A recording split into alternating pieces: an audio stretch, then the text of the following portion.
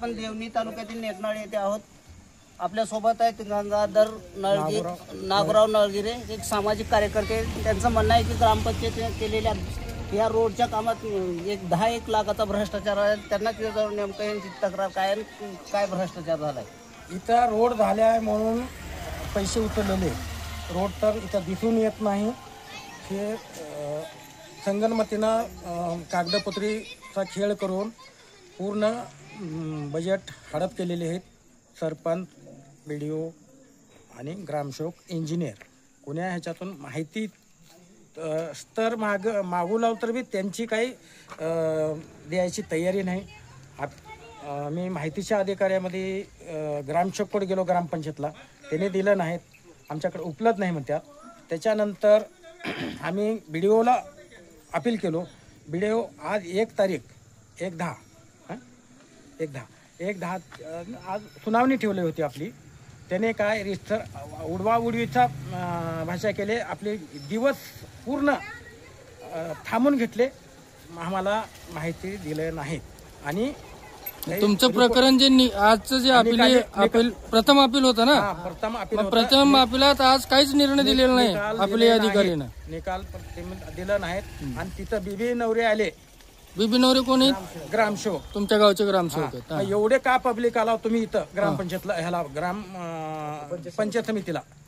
मग तुम्हाला एवढं हे करण्यासाठी काय जरूरत होतं? तुम्ही अपील होतो 1 तास याचं 10-20 पोरं घेऊन काय करता इथं आलाव? कसं काय? म्हणजे 10-20 जण तुमचे गावकरी होते? गावकरी होते. आमचे गावकरी असलेले जाब विचारायला आले होते. मला गुन्हा दाखल करा म्हणून BDOच्या समोर म्हणतात त्याने. मग आम्ही काय म्हणलो, गुन्हा आम्ही विचारायला, जर तुम्हाला न्याय विचारायला तर तुम्ही गुन्हा दाखल करा असं भाषा वापरता का तुम्ही? दमदाटी झाली का तुमची? त्या हिशोबानं आम्ही त्याला न्याय मागायला तर न्याय दिले नाहीत. आणि आम्ही इथं आज स्थळ ठिकाणी आलो, पत्रकार आपण घेतलो, पत्रकार परिषद घेतलो आणि ह्यांना दाखवून दिलो इथं रोड कुठं आहे का. रोड तर नाही, रोड तर झालेलाच नाही, भ्रष्टाचार झालेला हे सिद्ध होत आहे. आणि जर तुम्हाला न्याय मिळाला तर याच्या पुढली भूमिका तुमची काय राहणार आहे? ह्यांच्या पुढली जर न्याय मिळाला तर आम्हाला रोड दाखवून द्यावा, कुठं झालंय ते दाखवून द्यावं. आणि ते योग्य ते कारवाई, जे दोषी आहेत त्यांच्यावर कारवाई करावं, सक्त कारवाई करावं. कारवाई करायचं म्हणजे नेमकं काय करायचं? म्हणजे हे चौकशी करणे, रोड कुठं झाला, त्यांचे एस्टिमेट घेणे, त्यांचे वर्क ऑर्डर घेणे, त्यांचे फोटो घेणे, ते जे झालेलं काम असतं त्याचे फोटो दाखल करणे आणि ते योग्य ते कारवाई करणे, त्याच्यावर गुन्हा दाखल करणे. आता त्यांच्या रेकॉर्डला हे फेवर ब्लॉक म्हणून आहे आणि 10 लाखाचा खर्च आहे. अंदाजे 10 लाखात मला एस्टिमेट दिला नाही. अच्छा, एस्टिमेटची मागणी केलं होतं तुम्ही? मागणी केलं तर दिलं नाही ते एस्टिमेट. एस्टिमेट तुम्हाला दिले नाहीत. आणि काम करताना आता काम तर दिसतच नाही, कागदोपत्री दिसतोय सगळं. दिसतोय. मग या भ्रष्टाचारात प्रथम अपील अधिकारी जे आता BDO आहेत, मग ते सुद्धा तुम्हाला न्याय देऊ शकले नाहीत. अच्छा, आता त्यांच्या विषयी काय तुमची भावना आहे? त्यांच्या भावने चौकशी करणे, इथं रोड आहे का देणे, अहवाल देणे. आम्हाला अहवाल दिले असलं तर जे बी काही कोणी दोषी आहेत त्यांच्यावर कडक ते कडक कारवाई होणे शासनाची. अच्छा, म्हणजे गटविकास अधिकारी पाठीशी घालतात असं वाटतं तुम्हाला? हा, बिलकुल वाटतं. आजच्या भावनेतून मग वाटतंय. आज जे आम्हाला निकाल अपिलीत तारीख दिली होते, आजच्या भावनेतून वाटतंय गटविकास अधिकाऱ्यांनी सहमत आहे. ग्रामसेवकाला आणि सरपंचाला पाठबळ अधिकारी पाठबळ घालतात. यांच्यासोबत गावचे नागरिक आहेत, त्यांना विचारू त्यांचं नेमकं मत काय.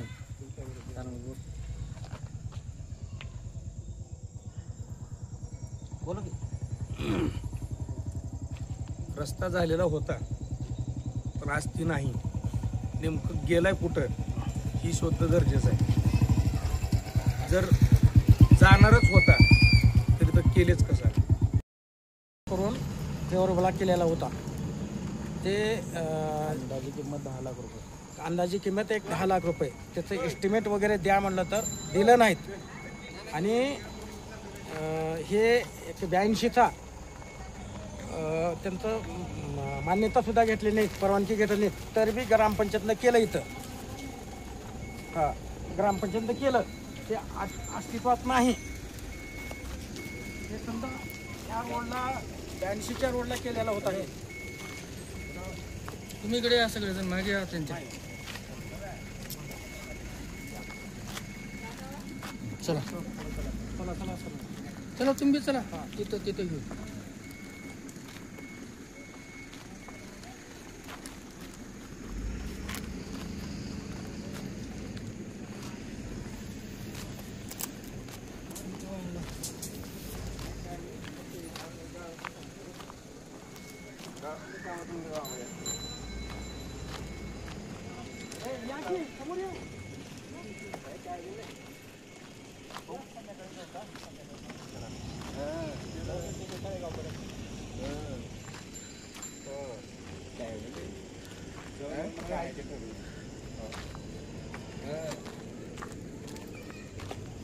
हे ना श्रीपाद असेल की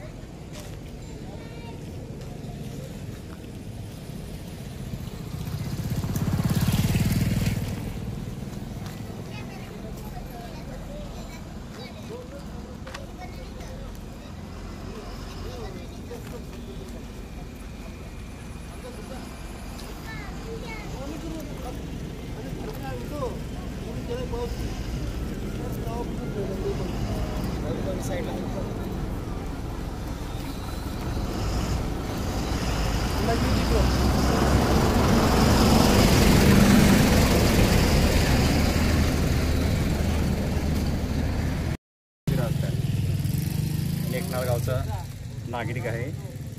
15 युक्त आयोगाचे जे सरपंचांचे जे कालावधी 5 वर्षाच्या कालावधी जेवढी कामं केलीत त्याची माहिती मागतात तर कोणतीच माहिती देत नाहीत. सरपंचाला विचारलं की ग्रामसेवकाचं नाव सांगणार, ग्रामसेवकाला विचारलं की सरपंचाचं नाव सांगणार. अपील केले याच्यामध्ये पंचायत समितीला, तिथे सुद्धा व्हिडिओ उडवाउडवीची उत्तरे देत आहे. आता हे ह्याच रस्त्याचा आहे का आणखीन एक विषय आहे? 15 युक्त आयोगाचे सरपंचाने जे 5 वर्षाच्या कालावधीमध्ये जे काम जे काम झाले दिले ना ते माहिती द्यायला तयार नाही. आणखीन दुसऱ्या कामाचं पण असंच आहे का? बोगस सगळं ग्रामसभा व्यवस्थित होत नाही. ग्रामसभा बी आज नोटीस द्यायचं, लगे उद्या ग्रामसभा घ्यायचं. नोटीस नाही, फक्त फोन व्हाट्सअपला ग्रुपला टाकायचं टाकायचं आणि लगेच त्यांच्या मनावर ग्रामसभा घ्यायची. 2-4 माणसाला ग्रामसभा किंवा मासिक बैठक कोणती मुद्दे मांडलो नाही का? नाही ते ऐकायलाच तयार नाहीत ना. कोणताच विषय कोणताच विषय ऐकायला तयार नाही. ग्रामपंचायत जिल्हा परिषद शाळेमध्ये आहे, ते 2022 पासून कार्यरत आहे. तिथं ग्रामसभा घेता येत नाही. मूळ शिक्षण खराब होत आहे म्हणून तिथं ग्रामसभा घेता येत नाही. त्याच्यामुळं त्यांनी ग्रामसभा आम्हाला तिथं हे केले, बोलू नाहीत आणि ग्रामसभा तिथं घेता येत नाही आणि घेत कारण बी नाही की त्यांचं तिथं वास्तव्यात राहावं 4 वर्षापासून. म्हणजे ग्रामसभा घेतलीच नाही हे प्रोसिडिंगला वगैरे घेतले का त्यांनी? आणि ग्रामसभा घेतच नाही. त्यांच्या मनावर आज हे टाकलं, व्हॉट्सअपला टाकले की उद्याला लगे ग्रामसभा. लोक तर पाहिजे ना गावातले. ती पण कागदोपत्रीच कागदोपत्रीच त्यांच्या मनानं कुठले बी हे करायचं आणि लगे दाखवून द्यायचं आज ग्रामसभा झाली. आणि ग्रामसभेला एकच बहुमत असल्याशिवाय ग्रामसभा घेत नाही ना. जेवढे जायचं लगेच ग्रामसभेला फक्त बोगस पंचायतला बी नोटीस बोगस हजेरी आहे ग्रामसभा. हाजऱ्या घ्यायचं गावात, त्यांच्या मनमानी सह्या घ्यायचं गावात. ग्रामसेवकाला बी विचारलं तर नाही आज कॅन्सल करता येत नाही म्हणून सांगते त्यांना. यांना वरिष्ठांचं पाठबळ असल्यामुळे हे काहीच कोणतेच उत्तर त्यांनी उडवाडवीची उत्तर देत आहेत. वरिष्ठ अधिकारी सांभाळत असल्यामुळं हो सगळं प्रॉब्लेम होणार. सरपंच ग्रामसेवक हे त्यांचं वरिष्ठ अधिकाऱ्याचं हे असल्यामुळे इथं सरपंच ग्रामसेवक काहीच उत्तर देत नाहीत, कुणाला मानत नाही त्याने. नाही नागरिकाला बी कळायला पाहिजे ना. नेकनाळ गावच्या नागरिकाला बी किती काम झालं 5 वर्षामध्ये, काय काय किती बजेट आलं हे तर कळायला पाहिजे ना. ऑनलाईन घ्या म्हणतात. ऑनलाईन कुठं जावं आम्ही घ्यायला? प्रत्येक नागरिकाला अधिकार आहे. आहे ना प्रत्येक ग्रामसभा होऊ देत नाहीत ना. 5 वर्षात किती फंड वापरला? ग्रामसभा घेणार त्याने. ग्रामसभामध्ये किती फंड आला 5 वर्षामध्ये ते सांगा. किती येते आम्हाला माहितच नाही. त्याची माहिती विचारलं तर ते माहितीच देत नाहीत ना. ते का बिल उचलले का केले हे असं लोक बोलत ते त्या रस्त्याची आम्ही नाही बी, पण तिथं बोलत ते लोक. आता पण ते ह्या- काय ते ह्या बघा. रस्त्यात ग्रामपंचायत कडूनच झाले का ते बी रस्ता? हा ग्रामपंचायत गुळेगाव रस्ता म्हणून. पानंद रस्ता आहे. त्यात सुद्धा भ्रष्टाचार झालाय असं चर्चा आहे. आता सहजासहजीच गोष्ट आहे. हा. ते नेमकं काम म्हणजे कुणा यंत्रणेने केलं, एमआरजीएस मधून काम केले. मातोश्री पानंद रस्ता म्हणून पानंद रस्ता म्हणून केलेला आहे ते. ते काम बरोबर झालं नाही असं म्हणणं आहे का? कामच नाही, डबल कोट आलाय म्हणून त्याला करण्यासाठी, पण केले नाही असं म्हणायचं आहे त्यांचं म्हणणं. एकच कोट केलेले हा. तीन लेअर असते, त्याच्यामध्ये 2च लेअर केलेले. हा असं म्हणायचं आहे ते. काय तर आम्ही संध्याकाळ बसतो ते बोललेला म्हणलं, मला काही माहिती नाही. काय बिलं वगैरे उचललेत का त्यांनी? उचललेत. कुशलचे बिलं उचललेत. कुशलचे बिल दाखल केलेले आहेत त्याने. मग येथील कामात 100% भ्रष्टाचार झालाय असं तुमचं म्हणणं आहे. बिलकुल बिलकुल. नेमकं म्हणजे ह्यांना तुम्हाला विहीर मंजूर करतो, व्हिडिओला द्यावं लागते, साहेबाला द्यावं लागते, परत वरीत लातूरला मंजूर करायला द्यावं लागतंय. हे अडाणी लोक काय करतात? अडाणी लोक 20,000 दिले म्हणजे गट विकास अधिकाऱ्यांच्या नावाने सुद्धा यांनी पैसे खाल्ला. हा, त्यांच्या नावाने पैसे खाल्लेले आहेत. मग ह्याने काय म्हणणार, अरे बा, आपल्या हिर बंधून होणार, काय काय होणार, घरी नेऊन द्यायचं. असं पैसे नेऊन देतच आले. ज्याच्या विहिरीला पैसे दिले, ज्याच्या गोट्याला पैसे दिले त्यांचं मंजूर. बाकीचं ज्यानं पैसे दिले त्याचे कागदपत्र अनामत. आरो प्लांटच्या प्रकरणात काय विषय? आरो प्लांटच्या प्रकारात जवळपास 2 ते 3 वर्षापासून बंद आहे. आपण हे उठाल्यामुळे 1-2 दिवस झालं चालू केल्यात आणि त्याच्यावर जवळपास 80,000 1,80,000 रुपये त्याचं मेंटेनन्स उचलल्यात आणि 2 वर्षापासून बंद आहे. आता जस्ट चालू केलं. घरकुल योजनेची काय परिस्थिती आहे? घरकुल योजनेची पण अशीच परिस्थिती. ज्याला दिलं त्याचे मंजूर, ज्याने पैसे देतील त्यांनाच घरकुल मंजूर. कोणताही शासनाचा लाभ जे आला वैयक्तिक माणसाला, त्यानं पैसे वैयक्तिक दिलं तर ठीक आहे, नसतं तुमचं दुसऱ्याचं. नाही, घरकुल मंजुरीसाठी नेमकं त्यांनी किती पैसे घेतले असं काही सांगता येईल? असं बी सांगता येते. 1,000 रुपये दिले त्यालाच मंजूर. ज्याला शेड ते सांगायचं होतं. ज्याला विहीर पाहिजे,